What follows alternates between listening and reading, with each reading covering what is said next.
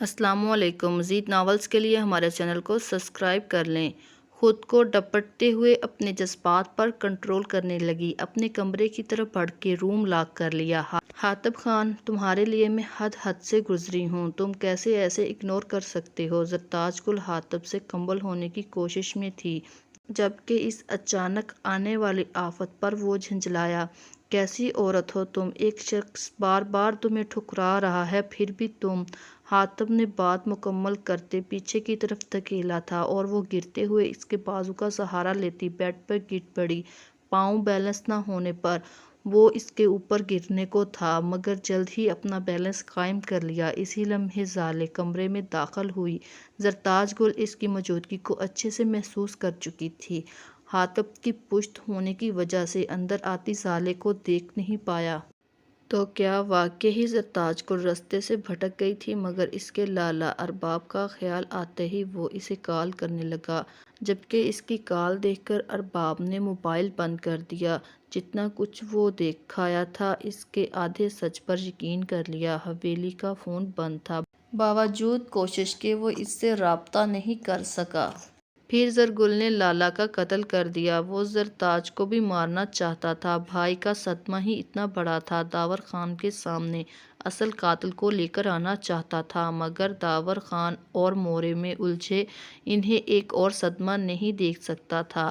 لیکن جب زرتاج سے شادی کی بات آئی، اس نے بہت کوشش کی۔ زرتاج گل کا مکروہ چہرہ اس کے سامنے تھا جب اس نے حاتب کو کہا کہ وہ چپ چاپ اس سے شادی کر لے، دوسری صورت میں ارباب لالا کی موت کا ذمہ دار اسے ٹھہرا دے گی، اس سے کوئی یقین نہیں کرے گا۔ اور داور خان نے اس کے سامنے اپنی پگڑی رکھتے اس کی راہیں بند کر دی۔ مگر آج بھی وہ زرتاج گل سے بے حد نفرت کرتا تھا، کسی وقت کے انتظار میں تھا شاید۔ اور پھر داور خان، مورے جان اور حاتب کے علاوہ کوئی نہیں جانتا تھا انہیں زہر دے کے مارا گیا ہے۔ ابھی داور خان کی زندگی کا قدس بھی ایک سوالیہ نشان تھا۔ وہ اس کے لیے شکار بن رہا تھا، مگر جال اور دانہ وہ اپنی پسند کا لے کر چل رہا تھا۔ صیاد عنقریب خود ہی اپنے بچھائے گئے جال میں پھنسنے کو تھا۔ دے پر دے واقعات نے حاتب کو کمزور کر دیا۔ وہ اس گھر کا واحد کفیل تھا۔ وہ جانتا تھا زرتاج گل اسے اپنا جرم چھپانے کو بھی مار سکتی ہے۔ اپنے سے جڑے لوگوں کو وہ مزید آزمائش میں نہیں ڈالنا چاہتا تھا۔ اور اس سب میں ضالع کی آمد ایک ٹھنڈے جھونکے جیسی تھی۔ وہ لڑکی پہلے دن ہی اس کے حواسوں پر چھا گئی تھی۔ کتنی بار وہ دائم اور پریشے کو دیکھا دیکھی اسے حاتب لالا کہتی۔ وہ مسکرا دیتا، مگر اپنے اور اس کے درمیان کے رشتے کا احساس ہر پل اسے رہتا۔ وہ جانتا تھا اگر وہ اس کے حق کے لیے بولے گا تو زرتاج گل اسے نقصان پہنچانے کی کوشش کرے گی۔ ابھی وہ کسی مزید امتحان میں نہیں پڑنا چاہتا تھا۔ کیسے کہہ دوں کہ تھک گیا ہوں میں، جانے کس کس کے حوصلے میں ہوں میں۔ اب کہ حاتب کو شہر میں زیادہ ٹائم لگ گیا، اکیلا ہی شہر چلا گیا۔ دائم کا سارا دن دوستوں کو ملنے ملانے میں گزرتا، جبکہ پریشی اپنے روم میں بند رہتی۔ ضالع ایک آدھ بار اس سے ملنے کی کوشش کی، اس کا روڈ بیہیویئر ضالع کو پیچھے کر دیتا۔ پشاور کا موسم آج کل اپنی من مرضی پر چل رہا تھا۔ ہر برستی بارش ضالع کو اپنی طرف کھینچنے لگی۔ تبھی وہ پریشا کو لینے گئی۔ دروازہ کھولنے کو اس نے ہاتھ راستے میں ہی روک دیا، جب اپنے رام کی پکار پر ٹھہر گئی۔ بھابھی ماں، ضالع نے اس گھر کا نمک کھایا، وہ کیسے کتنی آسان فراموش ہو گئی۔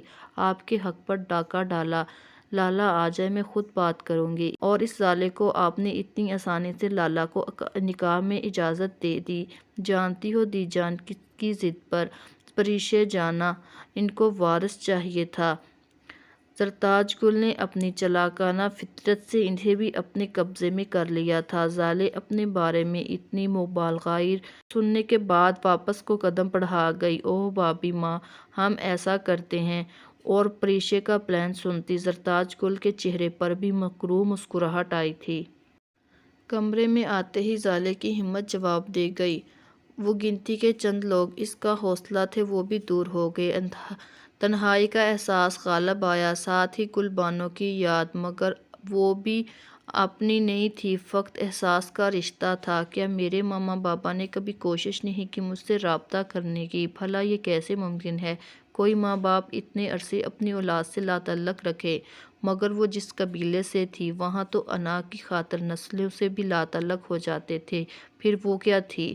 زندگی کا ساز بھی ہے، کیا ساز ہے، بج رہا ہے اور بے آواز۔ خانم، آج میں نے اسے دیکھا، یہ اونچا لمبا قد، گھنی مونچھیں، داڑھی، بالکل ارباب لالا جیسا۔ خرما ماں کی گود میں سر رکھے اسے حاطب کا حلیہ بتانے لگا۔ وہ ساتھ تھی کیا، ایک آس سے جھلکتی، انجانے کیسی تھی، کتنی بڑی ہو گئی ہوگی، اس کو ماں باپ کا بتایا بھی ہوگا کہ نہیں؟ کتنے سوال تھے روح خانم کے دل و دماغ میں۔ کون؟ آپ کی بہو، وہ بہت پیاری، یہ سبز آنکھیں، شہد رنگ بال، دودھ جیسی رنگت، اور ماں۔ روح خانم کے تھپڑ نے اس کی بات ادھوری چھوڑ دی۔ کیا ماں سے مسخرہ بند کر رہا ہے؟ میں زالے کا پوچھ رہی ہوں۔ اور بہو کہاں سے آ گئی؟ بہو آئے گی تو زالے بھی آئے گی نا۔ اب کے انداز تھوڑا سیریس تھا۔ یہ کیا کہہ رہے ہو تم خرم؟ روح خانم بھی اس کے سیریس انداز پر چونکی۔ پریشے گل ماں، داؤد خان کی بیٹی۔ تم کہاں ملے اس سے خرم؟ کچھ ایسا مت کرنا۔ جو نگاہ سامنے موجود دریام خان پر گئی تو دونوں کی دھڑکنیں تیز ہوئیں۔ زالے اگرچہ روم میں آ چکی تھی تب بھی ایک بے چینی سوار تھی۔ دروازہ نوک ہوا، وہ بری طرح چونکی۔ گلریز والے واقعے کے بعد وہ ہلکی سی آہٹ سے بھی سہم جاتی تھی۔ گلریز کا خیال آتے ہی اسے لگا جیسے وہ پھر اس کی مکروہ نظروں کے اثار میں ہے۔ سو جاتے ہی وہ بجلی کی رفتار سے اٹھی، دروازہ کھولا، سامنے وہ موجود تھا۔ وہ ڈر سے اس سے لپٹی ہوئی تھی۔ اس اچانک ہوئے حملے پر مشکل سے سنبھالا۔ پہلے تو حیران ہوا مگر دوسرے ہی لمحے اس معصوم ادا پر مسکرا دیا۔ اس کے گرد اپنے بازو کا اثار کھینچا، گویا سیف زبان میں خوش آمدید کہا تھا۔ وہ جو کب سے اس کا انتظار کر رہا تھا۔ پھر زرتاج گل اس کا موڈ خراب کر کے جا چکی تھی۔ اس کی کلاس لینے کی نیت سے آیا تھا اور اب اس کا اس طرح غصہ اڑن چھو ہو چکا تھا۔ زالے گہری خاموشی میں اپنے اتنے قریب اس کی دھڑکنوں کا شور سنتے پیچھے کو ہٹا۔ اپنی بے وقوفی کا احساس ہوا۔ ڈوب مرو زالے، کیا سوچ رہا ہوگا حاطب خان تمہارے بارے میں؟ اور اگر زرتاج گل دیکھ لے تو؟ اس کی سوچ آتے ہی اس کے شانے سے باہر جھانکنے کی کوشش کی، کہیں وہ واقعی اسے دیکھ تو نہیں رہی؟ کسی اور کا انتظار کر رہی تھی آپ؟ حاطب کی بات سن کر اس کا جسم گویا کسی تیز رفتار چکرے میں آیا۔ نہیں، بالکل نہیں، کسی کا انتظار نہیں کر رہی تھی، بلکہ آپ کے آنے کی بھی امید نہیں کر رہی تھی۔ کیسے آپ کی لال لگام والی بیوی نے آپ کو اتنی آسانی سے چھوڑ دیا؟ زالے کی بات غور سے سنتے حاطب کا قہقہ لال لگام والی بیوی پر بلند ہوا۔ یقیناً اگر زرتاج اپنے بارے میں اس کہر افشانی کو سن لیتی تو زالے کا آج آخری دن ہوتا۔ مجھے ایسا کیوں لگ رہا ہے تم میری بی لوڈ وائف سے جیلس ہو رہی ہو؟ لڑکی متبسم انداز میں کہتا، اس کی جانب میں قدم بڑھائے، جبکہ وہ الٹے قدم پیچھے دیوار سے جا لگی۔ بند دروازے پر نظریں تھیں جسے حاطب نے ہاتھ مار کر بند کر دیا تھا اور آٹو لاک کی وجہ سے لاک ہو چکا تھا، یعنی اتنی زبان درازی کے بعد بھاگنے کے راستے بھی بند تھے۔ نہ سوچنا بھی مت۔ دروازے پر ٹکی اس کی نظروں سے حاطب نے معنی اخذ کیا، ویسے اعتراض کس چیز پر ہے؟ زیادہ زرتاج کے میری بیوی ہونے پر یا پھر اس کے ارد گرد؟ اپنے دونوں ہاتھ ٹکائے بھاگنے کے ارادے ناکام بناتے ہوئے بات ادھوری چھوڑ گیا۔ زالے نے اس کی ادھوری بات کے مطلب کو جاننے کو سوالیہ انداز میں اسے دیکھا۔ حاطب اس کا متعجب انداز دیکھ کر سنجیدہ انداز اپنائے ہوئے بولا، یا پھر اس کا آپ کے لیے میری جان نہ چھوڑنے پر؟ حاطب کا آپ کے لیے اسے بہت معنی خیز لگا۔ نہیں، میرا وہ مطلب تھوڑی تھا۔ اسے اپنی صفائی دینے کے لیے کوئی مناسب الفاظ نہیں ملے تو وہ کنفیوز ہوتی ہوئی ہونٹوں کو دانتوں میں دبائے چبانے لگی۔ نہ، اتنے پیارے ہونٹوں پر اتنا ظلم کیوں؟ حاطب نے شہادت کی انگلی اٹھا کر اس کے لبوں پر پھیری۔ وہ منتشر ہوتی دھڑکنوں کے ساتھ اپنی حرکت پھر سے دہرانا بھول گئی۔ سامنے کھڑی لڑکی اس کے صبر کا جز تھی۔ اپنے دائرہ اختیار میں موجود اس لڑکی پر ملکیت کا احساس ہوا تو جذبے پھر سے بے لگام ہوئے۔ کمرے میں پھیلی نائٹ بلب کی روشنی ماحول کی فسو خیزیاں بڑھانے لگی تھی۔ آئی کیوں نہیں جب بلایا تھا؟ دل کی پھٹتی فرمائش سے جان چھڑاتے وہ پھر زالے سے مخاطب ہوا۔ آئی تھی جب آپ اپنی محبوب بیوی کے ساتھ مصروف تھے۔ زبان پھسلی، ساتھ طعنہ بھی دیا گیا۔ کب میں تو انتظار کر رہا تھا۔ حاتم کو لگا وہ ٹال مٹول کر رہی ہے۔ بھلا وہ کب آئی جو اس کی موجودگی کو محسوس نہیں کیا تھا؟ کہا تو ہے تب آپ اپنی بیوی کے ساتھ مصروف تھے۔ زالے کو اس کے معصوم بننے کی ایکٹنگ زہر لگ رہی تھی۔ بھلا اب وہ اسے کیسے کھول کر بیان کرتی؟ آپ جناب اپنی بیوی کی باہوں میں جھول رہے تھے۔ زالے کو سوچ آتے ہی پھر غصہ آیا، جبکہ وہ بغیر اس کا چہرے کے بدلتے رنگوں کو دیکھ رہا تھا۔ یقیناً وہ زرتاج اور اس کے درمیان میں کچھ ایسا دیکھ کر آئی ہے جو اسے دیکھنا نہیں چاہیے تھا۔ کمرے میں آؤ، یہاں رہنا تمہارے لیے ٹھیک نہیں ہے۔ اس کے چہرے پر اٹھتی لٹو کو پھونک مارتے ہٹاتا خود بھی اسے آزاد کیا اور بنا کوئی بات کیے واپس چلا گیا، جبکہ زالے کا سانس اس کی حرکت پر اٹکا ہوا تھا۔ ٹھرکی، سارا قصور اس زرتاج گل کا ہے جو اتنا بگاڑ رکھا ہے ان صاحب کو، بڑبڑاتے ہوئے اس کے پیچھے ہو لی۔ اب تو وہ خود میں اکیلے رہنے کی ہمت نہیں پاتی تھی۔ ویسے بھی پہلی رات کے بعد اس نے زالے کو اس کے حال پر چھوڑ رکھا تھا۔ خان یہ لیں نا آپ۔ زالے نے ایک بیزار نگاہ ان دونوں پر ڈالی جن کے چوچلے ختم ہونے کا نام ہی نہیں لے رہے تھے۔ باقی سب چھوڑو۔ مورے جان کا خوش ہونے والا انداز اس کو مزید بھڑکائے جا رہا تھا۔ بھابھی مان، لالا جان سے زیادہ آپ کو اپنی ڈائٹ کی فکر ہونی چاہیے۔ پریشے کی بات پر وہ مسکرائی، جبکہ حاتم بھی ناسمجھی سے پریشے کو دیکھنے لگا۔ زالے کے کان کھڑے ہو گئے۔ اچھی خاصی ہٹی کٹی تو ہے، پھر کس لیے اپنے خیال رکھنے کی ضرورت پڑ گئی؟ زالے نے تنفی نگاہوں سے اس کے سر سے پیر تک جائزہ لیا، جبکہ حاتم کا رجحان پوری طرح اس کی حرکت پر ہی تھا۔ ہاں پریشے جان، خیر سے اتنے وقتوں بعد اس حویلی میں خوشی آئی ہے۔ ہم زرتاج گل کی گود بھرائی کی رسم کے لیے ایک جشن کا اہتمام کریں گے خان حویلی میں۔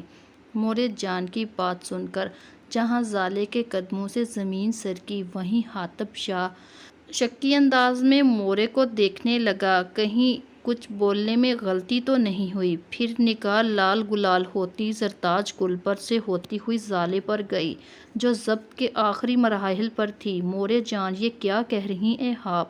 حاتم کی آواز پر مورے جان نے اشارہ کرتے زرتاج گل کو اپنے پاس بلایا، جبکہ یہ سب حاتم کی سمجھ سے باہر تھا۔ باپ بننے والے ہو، خیر سے تم حاتم خان، زرتاج اس حویلی کو وارث دینے والی ہے۔ مورے جان کی آواز سن کر حاتم خان کے کان سائیں سائیں کرنے لگے۔ آنکھوں کے آگے ارباب لالا کے خون میں لت پت ڈیڈ باڈی آئی۔ ایک غیر یقین نگاہ زرتاج گل پر ڈالی۔ کچھ پٹکنے کی آواز پر سب چونکے۔ بہت بہت مبارک ہو آپ کو Mrs Hatim Khan. So finally اس حویلی کا وارث آ رہا ہے۔ ناؤ لکی، آپ کے بچے کو سنبھالنے کے لیے دو دو مائیں یہاں موجود ہوں گی، جب ہم میں سے اس حویلی کے وارث کے چکر سے ہماری ماں چھین لی گئی ہے۔ جتنا کٹیلا انداز اس کا تھا، حاتم کو دیکھنے کا انداز اس سے بھی زیادہ۔ وہ تن فن کرتی کمرے کی جانب بڑھ گئی۔ اس کو کیا ہوا؟ زرتاج گل نے انتہائی معصومیت سے سوال داغا۔ پریشے نے کندھے اونچائے، جبکہ مورے نے بھی اس کے ایسے انداز پر ابھی تک ڈائننگ روم کے دروازے کو گھور رہی تھی جہاں سے وہ گئی تھی۔ اس لڑکی کی بدتمیزیاں دن بدن بڑھتی جا رہی ہیں۔ کمرے میں آتے ہی اس نے ہر چیز کو اٹھا اٹھا کر پھینکا۔ نہ جانے کیوں وہ اتنا بے چین ہو رہی تھی۔ یہ تو پہلے دن سے طے تھا، اس کے حصے میں ایک بٹا ہوا انسان آیا ہے، پھر کس بات کا احتجاج؟ ایسا تو ہونا ہی تھا، وہ خود ان کی قربتوں کے لمحے ملاحظہ کر چکی تھی۔ آج جس طرح اس کو اگنور کرتے زرتاج گل کو اہمیت دی گئی، میں کیوں چاہ رہی ہوں مجھے بھی ویلیو دی جائے۔ میں کون ہوں اس حویلی کے دشمنوں کی بیٹی، جس کو اپنا جرم بھی نہیں یاد؟ ایک سسکی اس کے لبوں سے نکلی، جیسے سینے میں کوئی کانچ چبھا ہو۔ سو طے پایا، اب وہ شخص ہمیشہ کے لیے اس سے الگ ہو گیا جو اس کا کبھی تھا ہی نہیں۔ زرتاج گل کا چہرہ حاتم کے چہرے پر سرخی بڑھا رہا تھا۔ وہ بھی اس کے پیچھے ہی آیا تھا۔ لالا کیا ہوا مورے جان؟ اتنی بڑی خوشی پر آپ خوش نہیں ہوئے؟ پریشے گل نے منہ لٹکایا۔ ارے بچے، حویلی کے مرد لوگ اپنے جذبات پردوں میں چھپا کر رکھتے ہیں۔ بس میری دعا ہے اللہ اس حویلی کی رونقیں اور خوشیاں واپس لے آئے۔ انہوں نے اٹھتے زرتاج گل کے سر کو چوما اور اپنے کمرے کی جانب بڑھ گئی۔ پریشے کی شرارتی مسکان پر زرتاج گل بھی مسکرا دی۔ حاتم نے جیسے ہی کمرے میں قدم رکھا سامنے کا منظر دیکھ کر پریشان رہ گیا۔ پہلے والی کی ٹینشن کم تھی، اب ان محترمہ کو بھی سنبھالنا پڑے گا۔ کیا ہو رہا ہے یہ؟ پاگل ہو گئی ہو تم؟ ابھی کے ابھی روم کی حالت صحیح کرو ورنہ اٹھا کر باہر پھینک دوں گا۔ حاتم ٹوٹے ہوئے کانچ کے ٹکڑے سے بچتا بچاتا اس تک پہنچا۔ پھینک دیں، ایک بار ہی کیوں نہیں پھینک دیتے؟ جان چھوٹ جائے گی میری آپ سب سے، اسپیشلی تم سے حاتم خان۔ اس روم کا آخری کرسٹل پیس توڑتے ہوئے وہ دھاڑی تھی۔ ظالے اب کے حاتم کا ہاتھ پڑا اور اس کی بولتی بند کروا گیا۔ تھپڑ اسے چکرا کر رکھ گیا۔ اتنا سخت ہاتھ دوسرے ہی لمحے زمین پر گری جہاں اس کے اپنے بچھائے گئے کانچ کے ٹکڑے ہتھیلیوں اور گھٹنوں کو زخمی کر گئے، مگر وہ حاتم خان کو دیکھے جا رہی تھی۔ شاید تھپڑ کی تکلیف ان زخموں سے زیادہ تھی۔ کس بات کی تکلیف ہو رہی ہے تمہیں؟ بیوی ہے نا زرتاج گل میری، کتنی بار کہا ہے اپنا مقابلہ اس سے نہ کیا کرو۔ تم 2 ٹکے کی لڑکی، تمہاری اوقات کیا ہے؟ آخر کس بات کا سوگ منایا جا رہا ہے؟ اب کہ وہ دھاڑ نہیں رہا تھا مگر لہجے میں اب بھی کوئی رعایت نہیں تھی۔ صحیح تو کہہ رہا تھا، بھلا اس کی کیا اوقات تھی؟ کس بات کے لیے وہ لڑ رہی تھی؟ آنسو صاف کرنے کو ہاتھ اٹھایا، تبھی درد کی شدت سے تڑپ اٹھی، بے اختیار سسکی۔ حاتم نے اس کی طرف دیکھا جہاں ہتھیلیوں سے رستا خون اسے شرمندہ کر گیا۔ دھیان کہاں تھا ہر وقت کچھ نہ کچھ الٹا کرنے کی سوچ میں رہنا؟ کس بات کا احتجاج ہو رہا ہے آخر؟ بچے کا سن لو، وہ جھوٹ بول رہی ہے اور پریشے اور مورے جان کو اعتماد میں لیا ہے اس نے۔ آہ، وہ جو باتیں کرتا، اس کا دھیان بٹاتے کانچ نکالنے لگا، درد کی شدت برداشت کرتے چیخی۔ کیا ہوا؟ درد زیادہ ہو رہا ہے؟ پریشانی سے کہتا اس کے چہرے کو دیکھنے لگا جبکہ اس کے پل پل بدلتے روپ پر حیران تھی۔ کیا اب آنکھوں سے کھانے کا ارادہ ہے؟ اب اگر ایسے منہ پھاڑ کر چھوڑنے کی بات کرو گی تو غصہ آئے گا نا؟ اسے بازو سے اٹھاتے بیڈ تک لایا اور فون ملاتے ہوئے بوا کو بلوایا۔ کچھ ہی دیر میں کمرہ صاف کر کے جا چکی تھیں۔ پھر آلمنٹ اٹھائے اس کے زخموں پر مرہم لگانے لگا۔ گھٹنوں سے خون رس رہا تھا جس کا مطلب تھا کانچ اندر نہیں گیا تھا۔ اس کے ٹراؤزر کو اوپر اٹھانے لگا تبھی وہ جھجکتے ہوئے اس کا ہاتھ پکڑ گئی۔ نہیں نہیں ٹھیک ہوں میں، آپ رہنے دیں، روٹھے انداز میں کہتی دوسری طرف منہ موڑ گئی جبکہ وہ اس کی اس ادا پر زیر لب مسکرا دیا۔ میں نے تم سے یہ نہیں پوچھا کہاں مرہم لگانے کی ضرورت ہے کہاں نہیں؟ چلو جاؤ، ایزی سا سوٹ پہن کے آؤ ورنہ یہ زخم خراب ہو جائیں گے، پھر چلنے سے بھی جاؤ گی۔ تیز تیز بولتا وہ شخص، کہیں سے بھی وہ اسے اکڑو ظالم حاتم نہیں لگ رہا تھا۔ آپ جائیں اپنی بیوی کے ساتھ سیلیبریشن کریں اپنے آنے والے بچے کی۔ اس کا انداز دیکھ کر حاتم پھر سے مسکرا دیا۔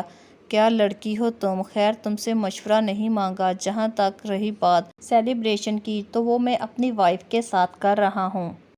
وہ شخص کسی طرح ہاتھ نہیں آ رہا تھا، مجبوراً اس کا کہنا ماننا پڑا۔ سامنے موجود ڈریس سب ایک جیسے تھے، اسے کچھ سمجھ نہیں آ رہا تھا وہ کیا پہنے۔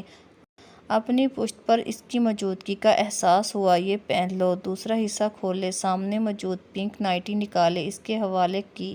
وہ اس کی بناوٹ دیکھ کر پانی پانی ہونے لگی۔ پہننا تو دور کی بات تھی، ہم یہ نہیں پہن سکتے، ہم دوسرا کوئی ایزی سا سوٹ دیکھ لیتے ہیں۔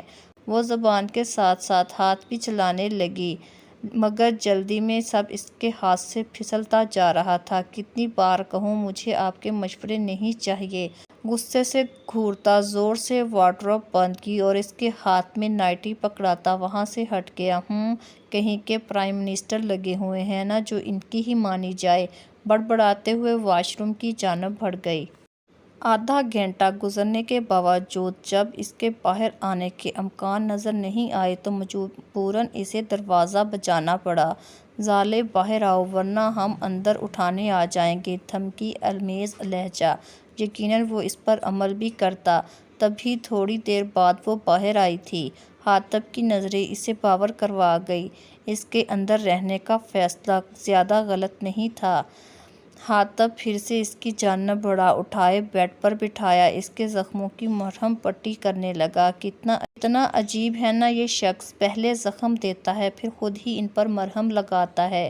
حاتب کا پرخط لمس اس کی جان نکالے جا رہا تھا۔ تبھی اس پر ترس کھاتے کمفرٹر اس پر اڑاتے، لائٹ آف کرتا کمرے سے باہر چلا گیا۔ گئے ہوں گے اپنی بیوی کو مبارکباد دینے۔ اف سالے، چھوڑ دو اس اماں کو سوچنا، ورنہ پاگل ہو جاؤ گی۔ خود کو ڈانٹ ڈپٹ کرتی آنکھیں موندے سو گئی۔